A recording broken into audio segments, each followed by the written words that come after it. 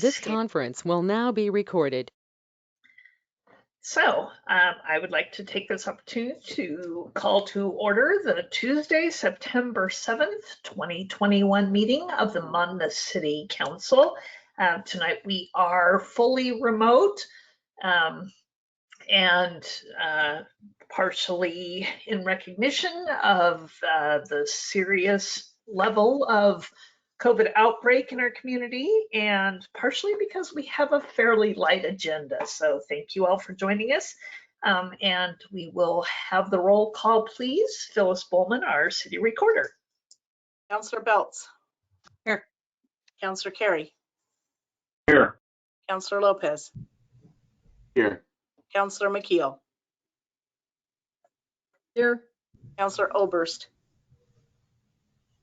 Yes, ma'am. Councillor Salinas Oliveros. Here. Mayor Kuntz.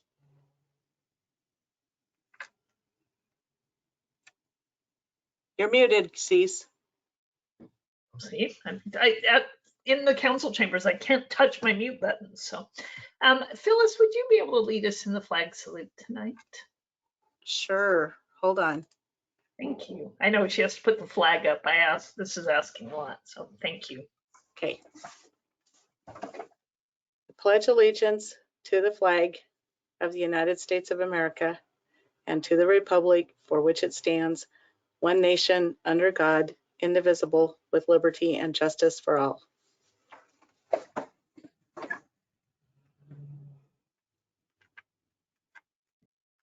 Thank you for that. Mayor, Manager Wine popped a note into the chat saying she's having camera issues. Just want to make sure that everybody was aware. Yes, saw that. We will start with the consent calendar, and although it seems forever ago, our last meeting was August 17th. The minutes thereof were included in your packet, and I would be interested in any corrections or additions to the minutes or a motion to approve.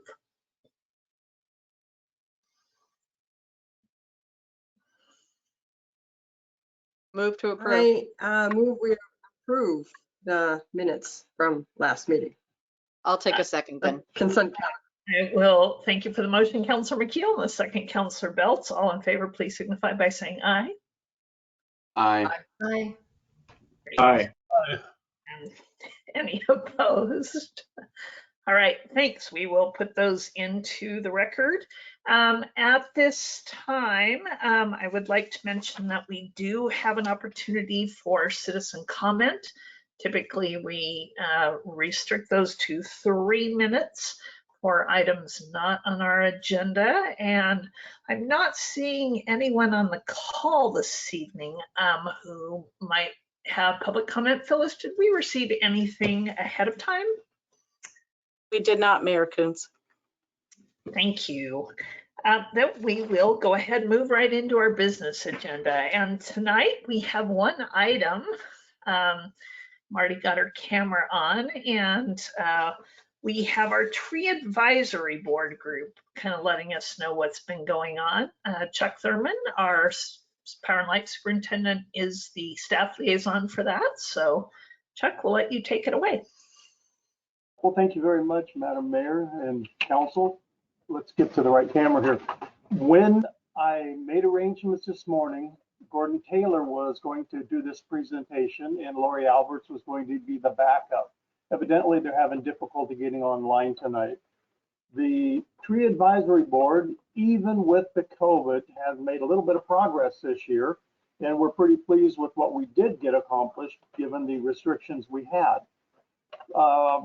As far as tree planting, we did plant some plum and cherry trees here at the Warren Street side of Monmouth Power and Light, in with the other apple trees and pear trees that we have. And right now, our neighbors to the south are enjoying some of that fruit.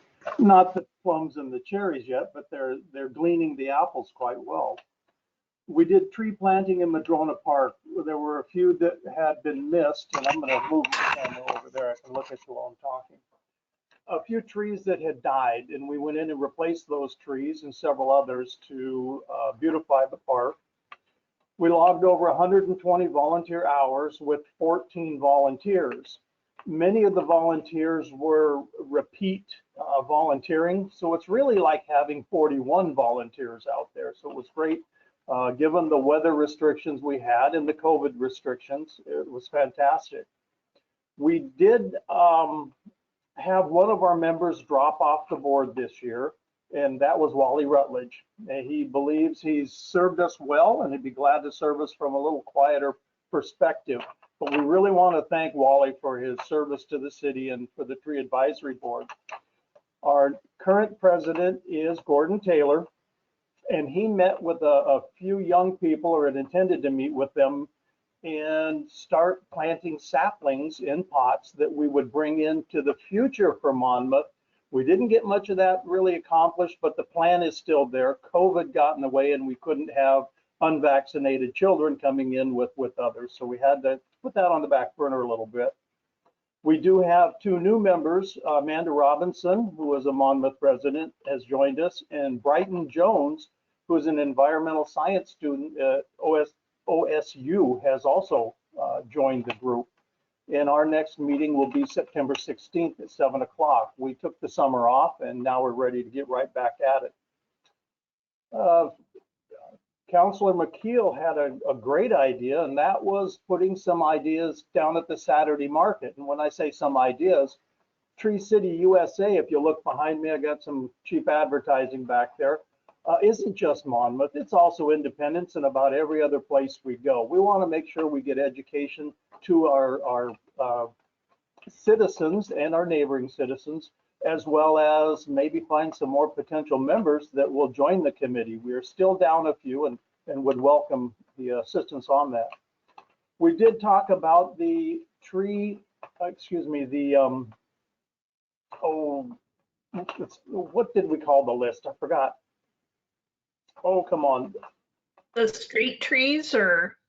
No, anyway, we have tree inventory. I don't know why I drew a blank, but we did talk about the tree inventory and the approved street tree list and narrowing that down a little bit. It is an exhaustive list. Some of the developers have asked if we really take a look at it and see if that would help them, because finding some of the things that they would like to do and we support, we're not necessarily in sync. So we want to help out in that area. We did learn that the Tree City USA, for the 18th year in a row, I don't know if you can see that back there, I have the old flag. I didn't want to toss it out. We were going to use it for our public presentations. The new flag is down at City Hall, flying proudly on the flagpole. And with that, our liaison, Councilor McKeel, do you have anything you'd like to add? No, very nice report, Chuck. I know you're the city person on this, but you provide such great leadership along with the citizens who are on the board. So thank you for all your work, Chuck. Thank you. I really love working with you. And I'm sure if Wally or Lori could get in, they may sneak in a little bit tonight. It's going to be too late because I did explain we're going.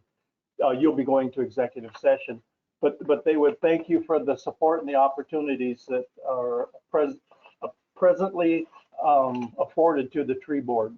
It's been a good run even with COVID. As Councilor McKeel can attest, we get taller walking in mud, and we certainly do get drenched, and glad we got home in time to get warmed up a little bit, but nobody complained. You do have to have special clothes to be on the tree board. You have to have those mud clothes, so yeah. There is also, before I get to questions, there's also one thing I forgot to mention, and that was the assistance from the Public Works Department. We did plant the trees, we did water a little bit, but they came in along behind us and cleaned a whole lot up and kept water bags on the trees, etc., to make sure they stayed alive. And this has been an extremely hot summer, and they're still all looking pretty good. So we're pretty proud of that, and thank the Public Works Department. Councilor Oberst, you had a question. Just wanted to let you know I have Harlequin glory bowers in my yard, which are a beautiful flowering tree that smells of honeysuckle. They throw off little babies off the roots sometimes, and I've got one coming for you this fall. Great. It will be small, but it will get big pretty quick. Great, I'll mark that down. We'll find a good spot for it. Any other questions? Yes, Chuck. Thank you so much for the wonderful presentation, and always lovely to hear from members of the tree board. And I understand they're not able to be here tonight, so I'll join the others in thanking you for taking up the reins. My mind still thinks back to what feels like an eternity ago, but in reality is just a handful of short months ago, back to the ice storm. What lasting impacts of the ice storm are we still experiencing here in the city in terms of how it's impacted our tree population? You know, I really don't have a good answer for that. We did log down many trees that were broken, and we've taken that forward with FEMA and kept track of it that way. But off the top of my head, I do not recall what the full, maybe Russ, I see he's online, for what they cleaned up. Maybe he'll remember a lot of the trees that came down, but some of the great big old ones did thin themselves out, and that's nature's way of helping us take care of part of that process. Russ, do you recall?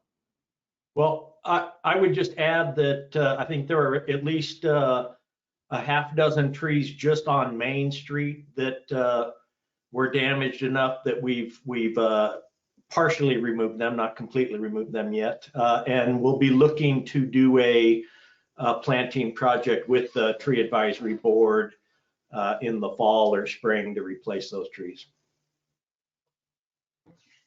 Fantastic. I'm sorry. Oh, go ahead. I think I have a little delay. My apologies. Well, I was going to say, we're also looking forward to bringing up the yard tree program with the community. And I think with a lot of people being so tired of being locked down and not able to do a bunch, I think the timing's probably pretty good to give something back to the community yard by yard. And hopefully we'll be able to get that up and going here in the not too distant future, maybe kick off in spring where it's good planting time.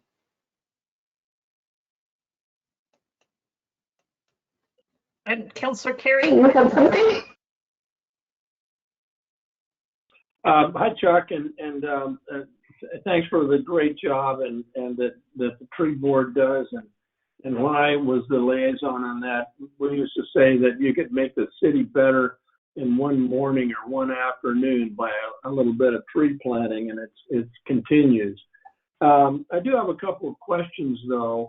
And you alluded to some of the trees that were lost in the ice storm. There's a number that have sort of droughted out that we have planted. I wonder if there's been any thought of going back in to some of the areas that previous tree boards have done plantings in, and sort of do an analysis and see if we need to go back and replant a few of those. I'm on the walk that I take, I bump into a number that are really not thriving. In some cases, they've died altogether. So, yeah, I wonder if there's been any thought of that. We always think about bigger and better and more and out, and sometimes we need to kind of cover our back trail a little bit. And Gordon Taylor had mentioned that, and that's why the idea of the planting at Madrona Park came up to begin with. We needed to get the spaces that were there that left, gaps in the landscape taken care of back in.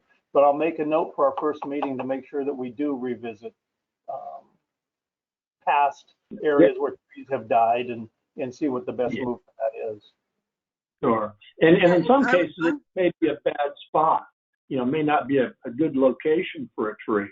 But other times it might have been, I would hesitate to say neglect, but we really haven't been able to nurture that as we'd like to.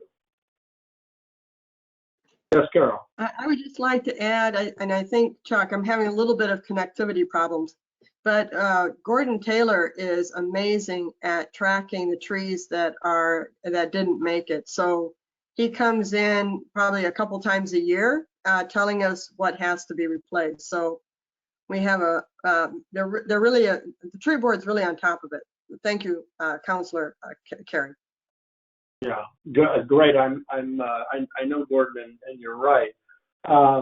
There might be some opportunities, and I'm not sure who does this, but for some repair or some pruning on some of the trees. I've mentioned this before, that the crepe myrtles, if we don't pay attention to those, they'll go from a tree to a bush.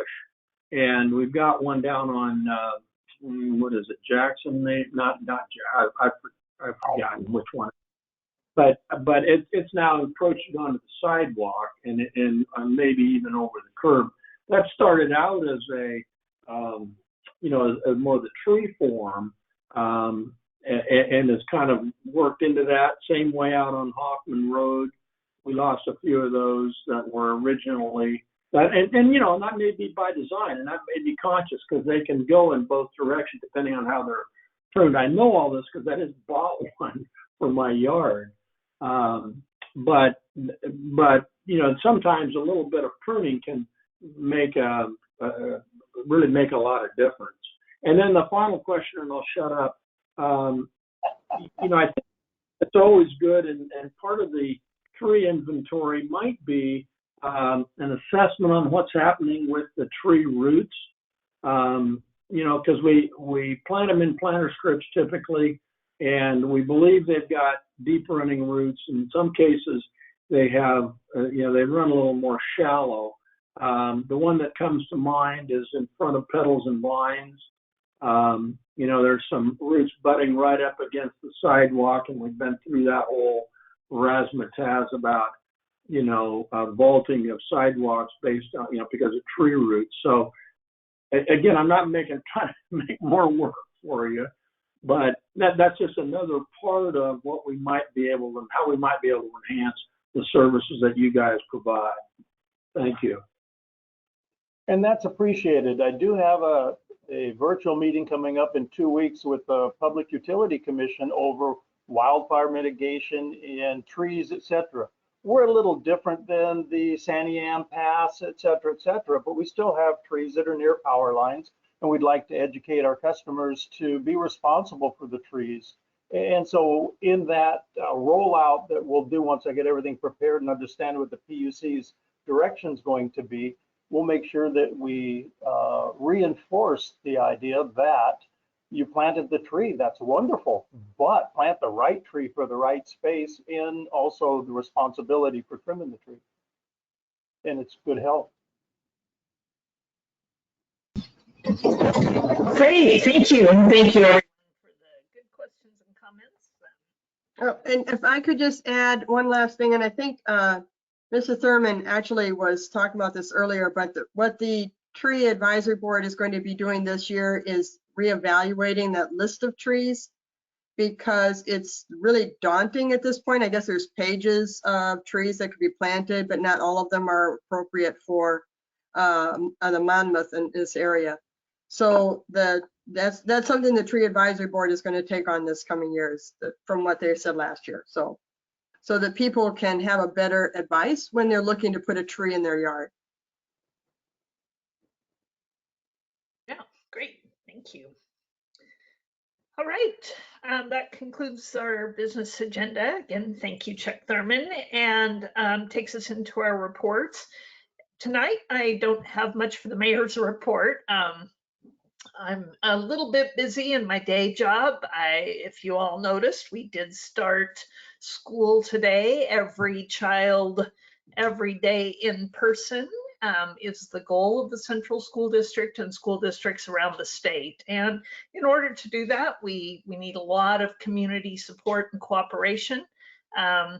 We are receiving guidance with regards to even holding extracurricular activities, and really Oregon Health Authority is suggesting that people with school-age children in their families take extra precautions. If the adults and students who are old enough are not vaccinated, they should get vaccinated. If they are in activities, people need to take all the precautions. We can keep kids safe in schools. We can keep them distanced to the extent possible. We have ways to help them keep their masks on. We've got great new hygiene protocols. You'll see, if you drive by schools, you'll see classes outside. We're giving kids a mask break. You will see potentially the high school,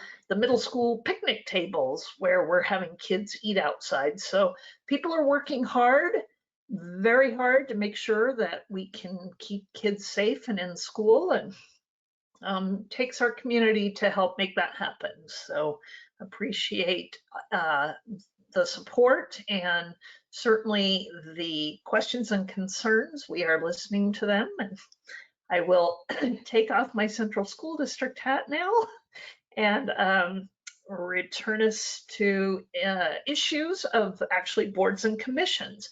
That is our next order of business. And Chuck mentioned a new student member of the tree board, Brighton Jones. We have not actually officially appointed Brighton, so I wanted to make sure we took care of that now before we start our reports.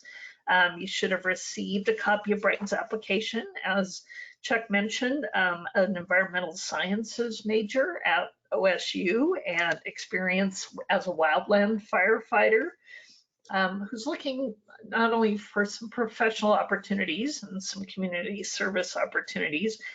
Brighton lists an address of West Salem. So when Phyllis forwards us to this, she makes sure that that person is able to serve within the tree board charter as a person outside of our community. So I would entertain a motion to officially appoint Brighton to the tree board.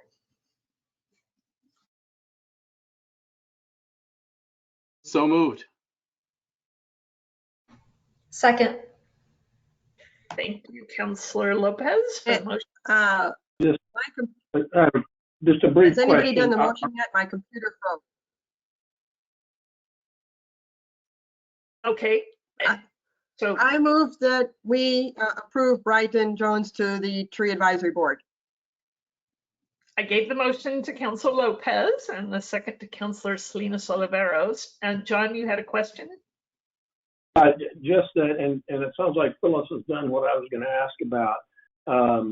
You know, to be certain that we don't have, we had a Bill, was it Bill Lammers that used to serve on that and was outside of, did not live in Monmouth, but brought lots of expertise. He must no longer be part of the group then. Because we're permitted one, and if he's the one, then that's great. But if we had two, we might want to rethink that. But anyway, sound like we're okay?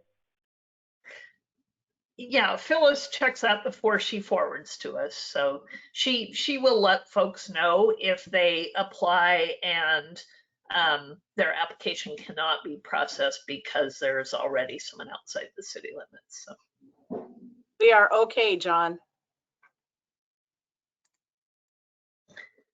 yes, Councillor Lopez. Yes, thank you. And I'd like to thank Councillor Carey for highlighting that. You know, while we're on the topic, I'll just say that I absolutely love that we have the flexibility to be able to draw insight, talent, passion from the surrounding areas with limited additional individuals onto our boards and commissions. And so that would be this one individual that is outside of the area, but yes, it's just a lovely thing and really builds community in its special way. All right, thanks. And so now reports from boards and commissions, if we've had some of those meetings over the last couple of weeks. I know I've had Senior Advisory Board. I can go ahead and report on that. At their meeting, the Senior Advisory Board was able to really start looking at, they are considering reforming sort of their committee structure. So the Senior Advisory Board, which is our very active group, they have subcommittees, and those committees manage things like the facility improvements or the trips, the travel that they take. They've had members that have been active in those groups for a long time.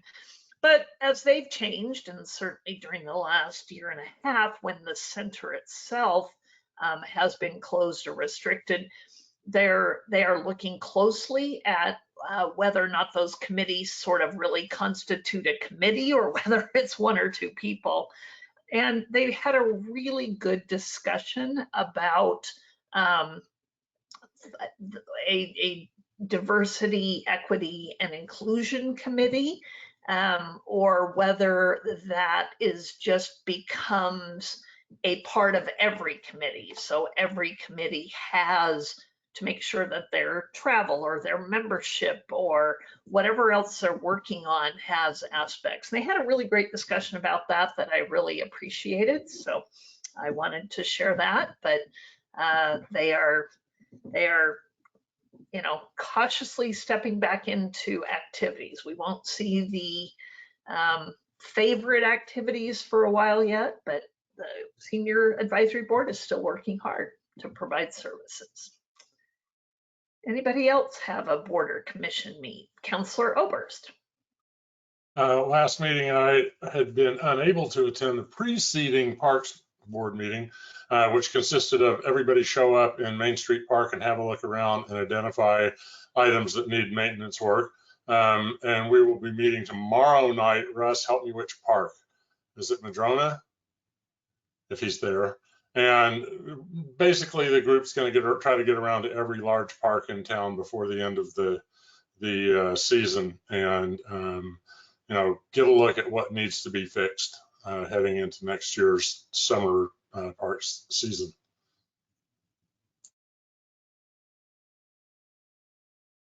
And Russ put in the chat, Madrona and Gentlewoods tomorrow night for the Parks Board review. So that's great. Others? A lot of our groups take off in August, I think. So. All right. With that, I will turn it over to City Manager Marty Wine for her report. Thank you. Thanks, Mayor and Council. I have a couple of, I have more than a couple of updates for you, and they sort of all fall into a variety of our department's activities over the last week and a half.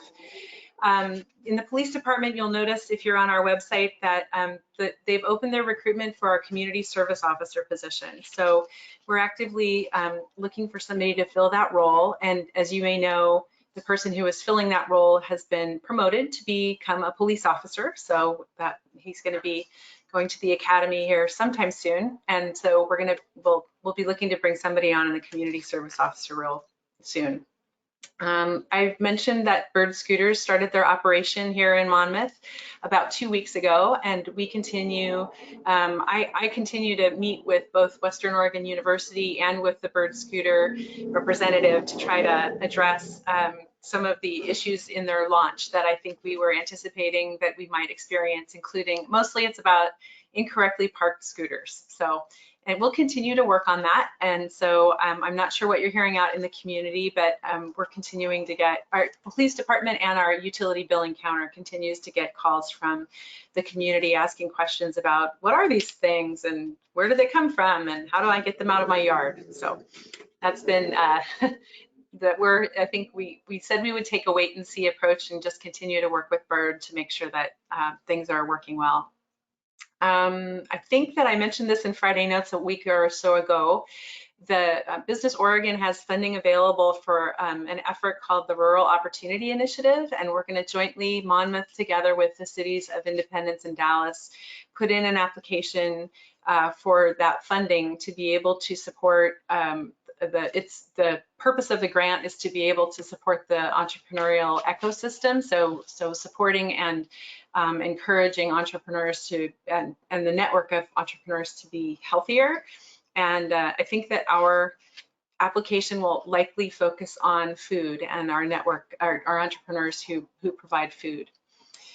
let's see, I jokingly said in a meeting earlier today, it's not every day that a little bit over $5 million shows up in your bank account, but last week we experienced exactly that because both the proceeds from our bond sale for City Hall and the first tranche of American Rescue Plan funding arrived in our bank account. So as you can imagine, our finance director had great news to report that we were feeling flush that day because a lot of money showed up.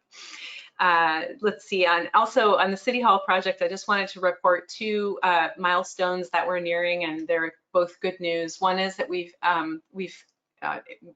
executed an agreement with Western Oregon University for them to be providing our construction management services. So I'm very happy to be working with the Director of Facilities, Michael Smith, who's going to be our owner's representative for the City Hall project. And we've gotten started working already and have regular meetings now with him and with the architect. And the next step is to get the general contractor aboard and bid the project. So we're closer all the time to building a new facility.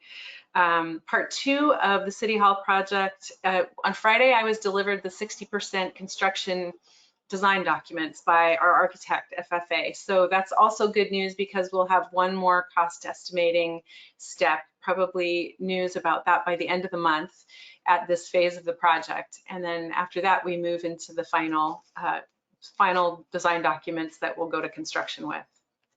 I think that might be, I'm thinking about other reports that I heard from departments today when we have our biweekly staff meeting. I think, Mayor, you reported about the senior advisory committee and at our senior center, we're going to be, our director of our senior center is going to be working together on a fall prevention awareness week together with Fire District 1. So we can look forward to that later in the fall.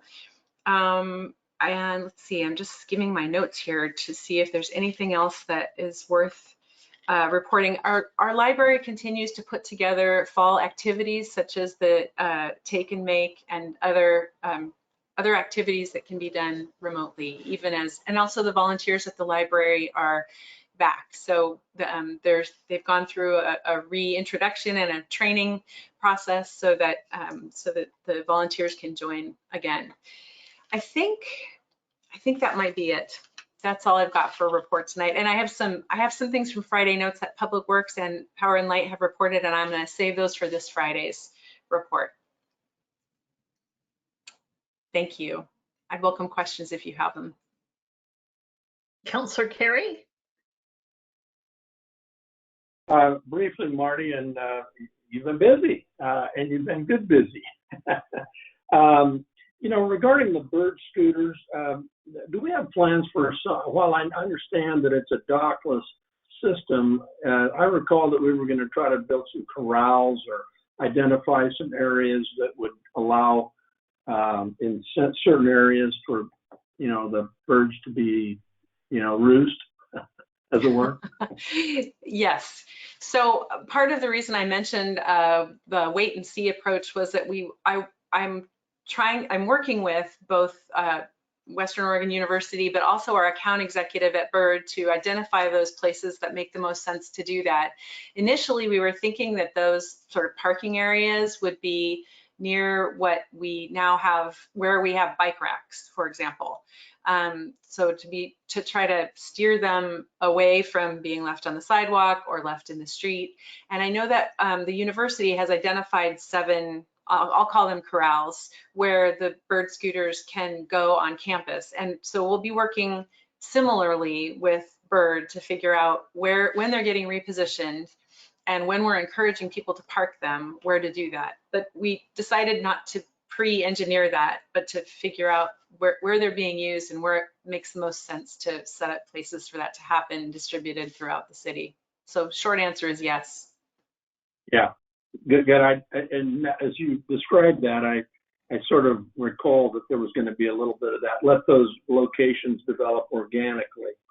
And because it's been in the news a lot, not necessarily with us, but I'm just going to ask the question, how are we doing on vaccination of our employees?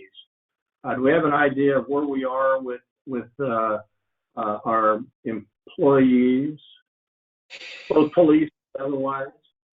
You know, we made a decision as a management team early on to we are not seeking information about the vaccination status of our employees. And so we know so I couldn't answer you directly in terms of the vaccination status, but because we're operating it according to the requirements for our facilities, and we are masked and are socially distanced, we decided not to check and not to require vaccination status of our employees, knowing that could change. Yeah, I guess my concern is just to make sure we're providing a safe workplace for our employees, because we still are in close confines in some places, and sharing vehicles and others and so forth. So my concern was that alone and our potential liability for exposure to an unsafe workplace. And that's more of a rhetorical question, I guess. Yeah. But concern. There's more to say about all of that. I mean, I guess I would say, yes, from a safe workplace standpoint, we are complying with all of the OSHA rules that have been in place for workplace, and everything about our sanitation habits, our masking, our distancing, the way we're doing our work complies with the requirements that are in place to be separate. I'm going to quote somebody from another organization who I heard today say, but of course, at any time we could get an OSHA complaint, right? So from our employees could certainly have concerns, and they do, and we've been talking through them in every department, because I believe in every department we have folks who are vaccinated. I would say the majority are, and we know that we have some employees who are unvaccinated, but we have protocols in place to be able to keep separation and stay masked. So it's a great question. And we haven't, and actually early on cities were being advised by city and county insurance pool, our insurance pool, that that they were not recommending from a legal perspective that we require vaccinations. And we're not similarly positioned as for example, school districts and the state agencies and subject to those executive orders. So we haven't gone there yet. And that's not to say we won't, but I understand the question, and we haven't approached that yet.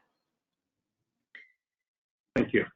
I think it was interesting. Another thing Marty and I heard is a medical first responder say, masks work. Transporting many COVID positive patients and many more frequently, many of whom are seriously ill with COVID, in the back of an ambulance, and the only thing protecting people, the first responders and the EMTs, are masks on both of them. And that is not a source of transmission. So the fact that that's working in that setting in the back of a 15-foot ambulance is testament that the workplace rules are here for a reason, and they are working. If people are adhering to them, I mean, I work for one of the largest employers in our community, and we don't have source, COVID cases traced to the workplace because people are following the rules. Councilor Lopez. Yes, I really appreciate the sensitive nature of this discussion, and I thank Councilor Carey for bringing up the considerations. I think it's important that we're all at the very least very much aware of where things stand when we're dealing with public employees, especially with public employees that are coming in close contact to the public through the course of their work. Ms. Wine, you had said that, and gosh, I'll paraphrase that, that all distancing and protocol and CDC protocols were being followed, and that we were not currently asking vaccination status of our employees. Are there any different guidelines for individuals that can't help but through the course of their work come in close contact with people? I'm thinking, Mayor Kuntz did mention a lot of information about EMTs and such. My impression is that many, if not most, hospitals are now requiring their employees to be vaccinated that are coming in contact with people. And so I would think, well, how does that correlate to departments such as the police department? I'm sorry. Well, I was going to say, hospitals and healthcare providers are required to be vaccinated under the latest round of Oregon Health Authority administrative rules. Police officers don't fall within the definition of healthcare worker within that rule. It's primarily people who are licensed. It certainly would cover EMTs, but we don't have any EMTs since both Fire District 1 covers the emergency medical services. So we don't have anyone in the city that falls within that particular rule mandate, but it is a rule now of the Oregon Health Authority that all healthcare workers in the state be vaccinated. I appreciate the background there, and thank you very much. And I think knowledge is important, especially as this is a rapidly changing and constantly, almost maddeningly changing situation. I guess my question was more directed toward our current stance on it, not necessarily the letter of the law. I think in many cases the letter of the law is an absolute minimum, a mandate. And so still looking for information on how we're safeguarding not only our employees, but also the public that they come in close contact with. For the moment, I don't have a better answer than the one that's been given, which is that since last year, since March of last year, we've put the protocols in place for example, at our public counters. I mentioned our utility billing counter, for example. There's one person allowed in at a time. There are plastic screens up. Everybody who's inside is required to be masked. So there are traffic patterns, social distancing, masking requirements, regular sanitation and hygiene requirements. So we're following those. I'm not sure exactly how else to answer your question, but I can get back to you if I give that a little bit more thought, because I think at every one of our public counters we have separations in place so that we're meeting all of the requirements for masking and distancing and separation. And I think, Councilor Lopez, you've seen the city of Portland has come out and announced that they will be putting in a vaccination requirement for their employees, but others, you don't see a lot of other jurisdictions doing that. Cities, counties haven't come out and started doing that. And obviously, police are in a different situation. They're encountering folks who aren't masked, who aren't necessarily compliant in a lot of ways. But I think, I've been on calls with the Oregon Health Authority. I've been on calls with Salem Health. That's, again, not a big source of outbreaks. We're not seeing police departments having a lot of outbreaks based on interactions with the public. So I think that's one of the things. I will tell you, as K-12 is now under the same Oregon Health Authority rule, it's a lot to implement. This is a huge burden on HR staff, for example, on managers and administrators. It's something that I would say, if we were to talk about directing that policy for the city staff, it's a lot to implement. And so weighing the risk reward, schools, most of the souls in a school are unvaccinated because they are under the age of 12. So we have that duty and responsibility. But I think the mitigation measures being taken in other workplaces, including city workplaces, the risk factor has not shown to be great. So I think that's one other point of consideration on that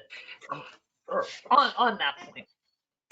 And I would just add to that I think that cities that are considering vaccine mandates have to grapple with the idea about enforcement and what the natural outgrowth of enforcing a vaccine mandate looks like. So in the case of Governor Brown, she's basically said, you know, get your vaccine or submit to regular testing or get an exception or don't work here anymore, right? I mean, so the considerations of public agencies about what the consequences are of having unvaccinated folks in the workforce and working.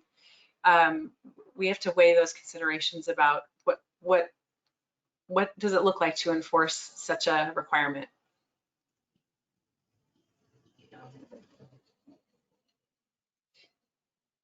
Thank you very much. It's clearly a difficult and very nuanced and in many cases very personal topic. So I really appreciate the information.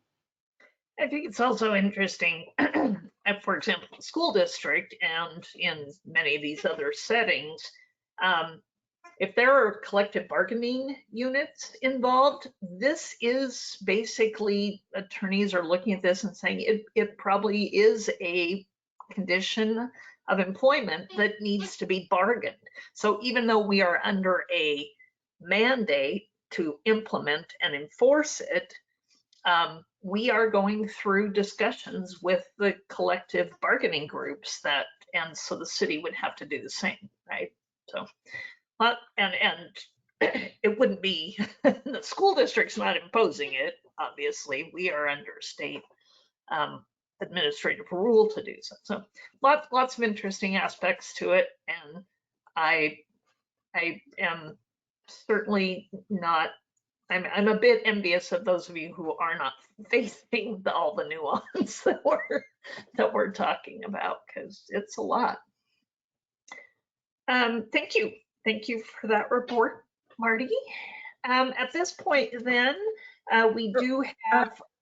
Yes. I have one question, and I don't know if it falls under Ms. Wine's report. I got a letter from a resident in Monmouth who is concerned with the new scooters going down the sidewalk. And I know I don't know if maybe this is out of turn and I can bring this up at a different time, but I was wondering if there's been observation of that.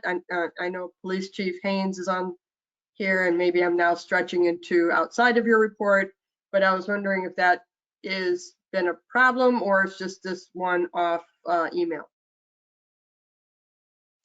I can't speak to the prevalence of the riding on the sidewalk, but I would say that the rules say when you rent a bird scooter that you're not supposed to be riding it on the sidewalk. And so I think one of the conditions of renting the scooter is that you don't do that. Now, that doesn't stop the riders from doing what they're not supposed to do, because they're all supposed to wear helmets also. So it's good to know that these situations, that you're hearing about these situations, the person who sent you something should either be calling it, either sending it to our attention or to Bird's attention, because in theory, Bird would not be renting to that rider anymore if they're not following the rules of riding. And I didn't mean to step on Chief Haynes' answer there, but it'd be good that, we, and especially Bird, knows that their riders are not doing what they're supposed to be doing. And I'm in regular contact with them let them know when we know about it. Yeah, all I would add is that I'm sure that it does happen. We're not getting a lot of complaints about that happening currently. Most of our complaints are regarding the parking, but I'm sure that does happen from time to time. Yeah. So, would you like me? I'm sorry. Do you want me to have this person contact you, Ms. Wine, or Bird? I would have them start with Bird, and they can also contact me or let me know of the concern. Okay. And is the contact somewhere? Yes, I'll send it to you. Thank you. I'm sorry. Thank you. No, that's a good point, because these are the kinds of questions and concerns we anticipated, and we put all the rules in place, and Bird puts the rules in place. So I don't know if any of you have downloaded your Bird app and you open it up and it says, do you want to rent a scooter? And here are you, 18, do you have a helmet? You're not going to ride on sidewalks. You're not going to park it in, but again, we see non-motorized bicycles riding on sidewalks, and they're not supposed to do that either. So people. But thank you, Carol. Yep, definitely let the person know that we're trying to follow up on those things. Other council comments? Anybody, or announcements this evening? Councilor Carey. I'd like to report that the first day of school, traffic and pedestrian flow at Monmouth Elementary was excellent. It went smoothly, and I call attention to that because we get, we will no doubt hear at some point, not too far in the future, about what an awful situation that is down there. And we had a big dust up over that a couple of years ago, but the people are respectful, the kids are aware, the parents that deliver them are very conscious, and the traffic flow was smooth, and it was a good thing. So if anybody has got any griping about it, refer them to me, because I was there from 7:30 until 8:10, and it was smooth as silk. And the final thing for me, I would invite all of you, or any of you, to join me and my family and others in my neighborhood at a 7 p.m. tribute to the healthcare workers that are back involved with dealing with this pandemic of the unvaccinated. We bang our pots. We got cowbells. We got all that thing done. It elicits a lot of weird looks, which I'm accustomed to. But this is just a few more. And if they ask you what the heck's wrong with you, you say we're celebrating healthcare workers that have got their lives on the line. So I just invite you all to join in and be a leader in your community. And thank you, and thank your offspring who is working in that healthcare arena. So absolutely. Councilor Oberst. I'd like to just tag on the end of John's comment and note that, it's been 16, 17, 18 months since we've had kids in school in numbers. And John referenced all the parents who are driving carefully, et cetera, et cetera. Those of us who no longer have kids in school need to remember that this is going on again. I was out today in Salem at about 3:15, 3:30, and it's like, oh yeah, school kids, it's a thing again. So be aware as you're driving around the community at school in and out time that yes, the kids are back, and watch out for them, be careful around them, and let's have a safe school year. Especially those high schoolers who have open campus again at lunchtime. They didn't last year at all, but they are back to open campus. So don't try and get across town at lunchtime. Thanks. If there's nothing else, Carol McKeel. Well, I just wanted to remind everybody that Hispanic Latino Heritage Month is coming up, and Councilor Salinas Oliveros has been, I think she has the first story time hosting That's going to be September 18th at 10 o'clock at Main Street Park Amphitheater. Abuela's Weave, I believe, is the book. So bring your kids, or in the case of this group, bring your grandkids. And so it should be a lot of fun. Great, thank you. And yes, and Councilor Salinas Oliveros. I just wanted to add, I wish Councilor Belts was still in the meeting. Councilor Belts will be designing our banners. Our group of us had the privilege of interviewing 5 families who live in our area, who are farm worker families. Some have been here, some are seasonal, and we are telling their stories. And it will be a public art display, and Councilor Belts will be designing those banners. And so we're working on bilingual narratives and ways that people can help, and just as a safe outdoor educational opportunity. So we're really excited about that. Wow, great, thank you for that. And I'm sorry, since this is my first council meeting at home with my new puppy, who I am a single parent of this evening, and so that's why I keep looking away. I'm sorry.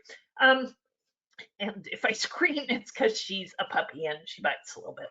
At this point, we do have scheduled executive session. This executive session is for the purpose of discussing ORS 192-660-2H. This is consultation with legal counsel, and ORS 192.662E regarding real property transaction discussions. The executive session is held pursuant to these sections, which allows the council to meet in executive session. Designated staff shall be allowed to attend the executive session. All other members of the audience are invited to leave the room.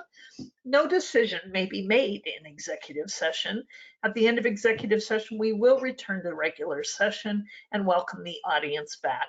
It is not anticipated we will take any action this evening after returning from executive session. But at this time, Lane Shetterly, our city attorney, will stay along with Marty, and I